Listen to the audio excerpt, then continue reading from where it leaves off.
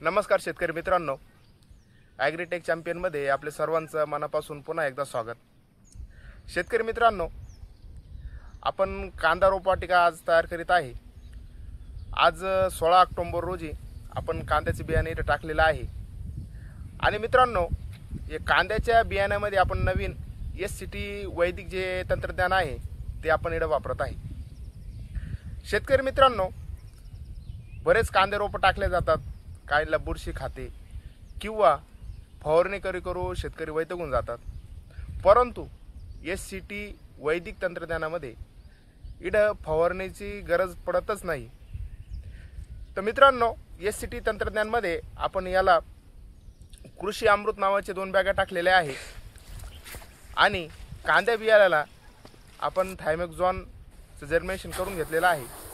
आणि जे शेतकरी मित्रांजवळ सॉइल चार्जर भेटतं त्यांना ते जर्मिनेशन केलं तरी चालतं।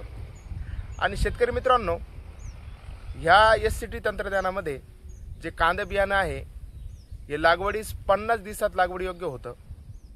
आणि मित्रांनो, सॉइल चार्जर वापरण्यामुळं आपले जे काही कांद्याच्या रोपामध्ये तण जे आहे ते तण नियंत्रण राहतं, डायरेक्ट तण उगवतच नाही असं हे तंत्रज्ञान आहे।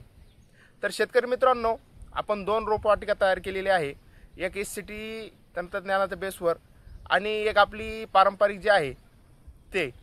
तर मित्रांनो, पुढचे आपण नवीन व्हिडिओमध्ये बघणारच आहोत का दोघांमध्ये काय फरक असते, काय दोघांमध्ये तफावत असते।